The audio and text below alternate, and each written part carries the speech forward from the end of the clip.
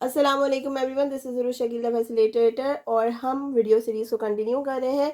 इस वक्त फ़िलहाल हमारे पास टॉपिक है income tax system in Pakistan. ये वो हैं जो आपको याद करने वाले हैं, मतलब ये समझने से ज़्यादा आपको याद करने वाली चीज़ें हैं और एमसीक्यूज़ पॉसिबल हैं कि आ जाएँ। अब पहला हमारे पास एमसीक्यू है, the tax is what. A tax is basically the national income, यानी ये जो टैक्स है वो कहाँ जाता है, गवर्नमेंट के पास जाता है। This is the national income.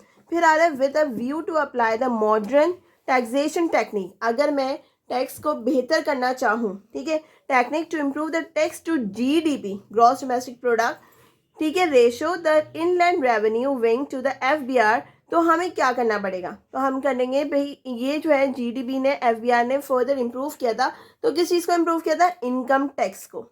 ठीक है, जीडीपी से जब वो एफबीआर में इम्प्रूवमेंट के लिए गया तो वो क्या हो गया, हमारे पास किस चीज़ के ऊपर काम हुआ, इनकम टैक्स के ऊपर काम हुआ।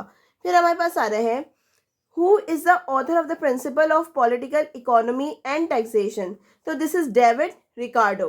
डेविड रिकार्डो ने क्या किया था, प्रिंसिपल्स ऑफ पॉलिटिकल इकोनॉमी और एंड टैक्सेशन के ऊपर काम किया था, यानी he is the author of that book.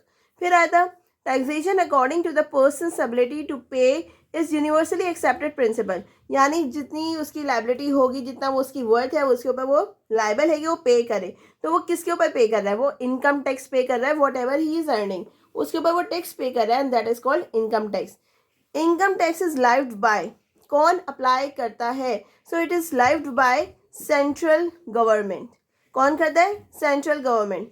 फिर assessee can be classified into dash categories. Assessee कौन होता है, असेसी होता है जिसके ऊपर टैक्स जो है वो लाइबल हो, यानी वो इतना अर्न कर रहा हो कि उसके ऊपर टैक्स लग सकते हैं। तो वो अब यहाँ पे उन्होंने बोला कि into dash category, so this is 3। तो वो कौन कौन से होते हैं, ऑर्डिनरी होते हैं, रिप्रेजेंटेटिव होते हैं और assessee in default.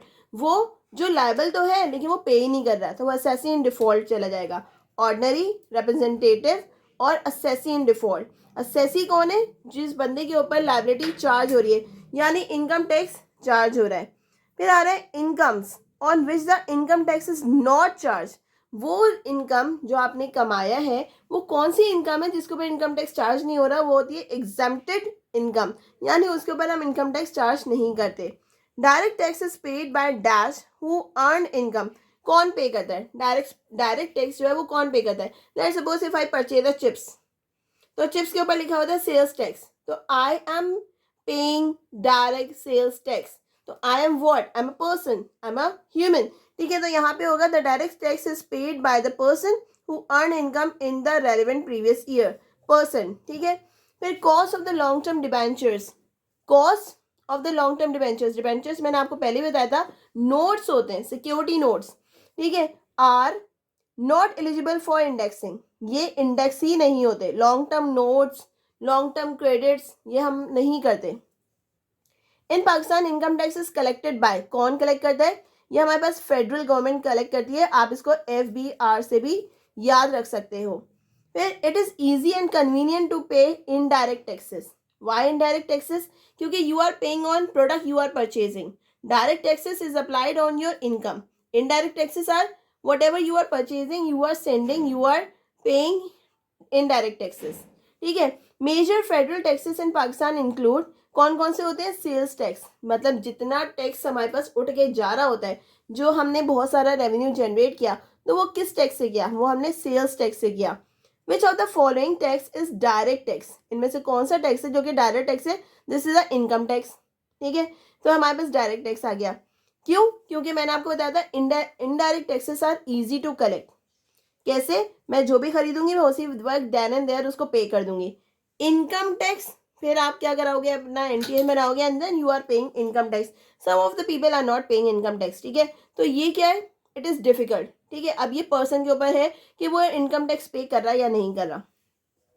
To be a long term capital asset, a financial asset should be held more than, अगर वो लॉन्ग टर्म कैपिटल है तो उसको कितने साल से ज़्यादा रहना चाहिए, 1 ईयर तो नॉर्मल है, शॉर्ट टर्म में आता है, तो हमारे पास मोर देन 12 मंथ्स होना चाहिए, यानी more than a year. Where any amount is included in the rent received or receivable by any person for the provision of the amenities, utilities and other services collected with the renting of the building, such as account shall be chargeable to the tax under। अब अगर मैंने rent receive किया, मेरे पास utilities आई या मैंने कोई service पे करके इनकम ली, तो वो क्या होती है मेरे पास, income from other sources. Then we have the MCQ. A person shall be allowed a deduction for the depreciation of the person's depreciable asset used in the person business is. हमने क्या किया था, वो जो हमने यूज किया, let's suppose हमने किसी के ऊपर पर्सन हमने टैक्स लगाया, डेप्रिसिएशन हुई, तो वो हम टैक्स ईयर के अंदर शो करेंगे. लेट्स सपोज मैंने एक 50,000 की मशीनरी लगाई थी, तो हर साल क्या होगा, टैक्स ईयर के अंदर कमी आती जाएगी. क्यों कमी आएगी, क्योंकि मेरे लिए तो फायदा है, क्योंकि उसके ऊपर मेरा टैक्स कम लगेगा. फिर sales tax in Pakistan is indirect and proportion.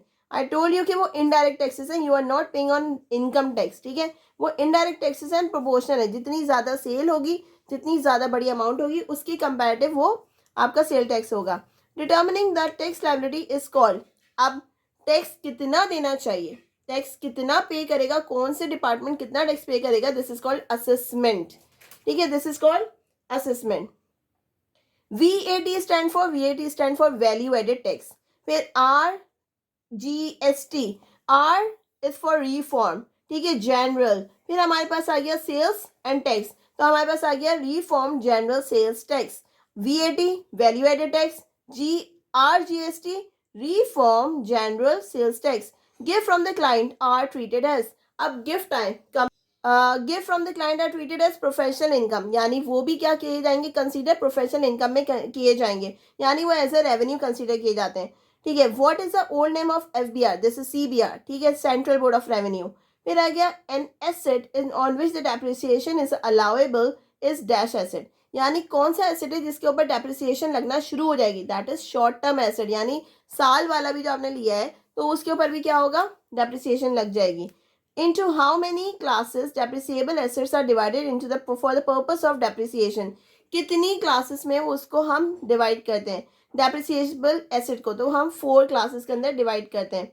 फिर आ गया over valuation of the closing stock.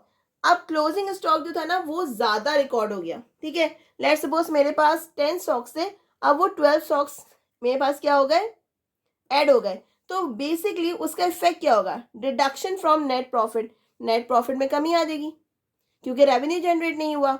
अगर मेरे पास सेलिंग वाले 12 में से सिर्फ 10 बचे थे, ठीक है, लेकिन मैंने 12 रिकॉर्ड किए हैं, तो वो 2 का प्रॉफिट तो कम हो गया ना, तो deduction from the net profit होगा. फिर आएगा short term capital gain on the sale listed shares are.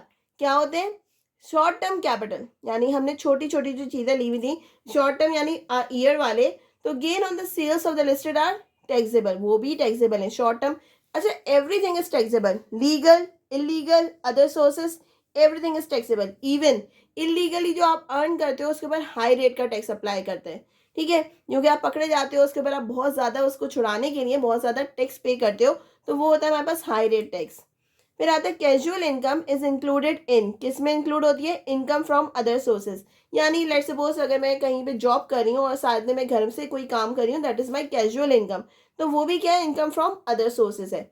फिर in case of the tax free salary, कौन सी टैक्स फ्री सैलरी होती है, tax to be paid by the employer.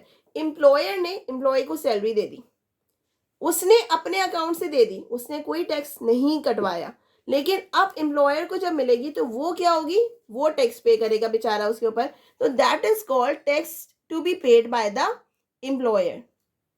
अब which of the following is an exempted salary, इनमें से कौन सी salary है जो कि एग्जाम्प्टेड है, यानी वो सैलरी के ऊपर डिडक्शन ही नहीं करते. तो UNO वाले जो है वो सैलरी पे डिडक्शन नहीं करते, salary receive by UNO employees. ठीक है, फिर है पर केस प्रोवाइडिंग सर्विसेज. ठीक है, facility providing by the employer to the employee, किसी एम्प्लॉयर ने एम्प्लॉय को क्या फैसिलिटीज दी हैं, that is called perk. You need to remember this term Perk.